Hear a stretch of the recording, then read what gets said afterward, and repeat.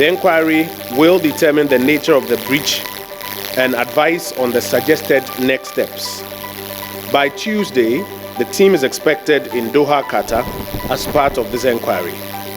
All interested parties are cooperating with the inquiry at this stage.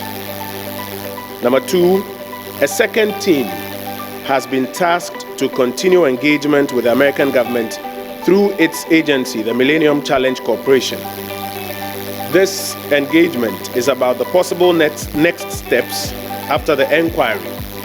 It's also about channels for sharing information as part of this inquiry. The team is expected to also be in the United States of America, possibly next week, as part of their engagement. Number 3, final efforts to ensure a smooth transition between ECG and PDS officials are proceeding without incident as at this stage. Number 4, government reiterates that this breach was discovered by the due diligence of the Ghanaian authorities through ECG and with the support of state agencies. And here specifically, I want to share with you a few details. For the avoidance of doubt, the provision of the payment guarantee has always been a condition precedent and was never made or changed into a condition subsequent, as is being speculated by some persons. Secondly, the initial due diligence led by the transaction advisors did not detect anything wrong with the payment guarantees.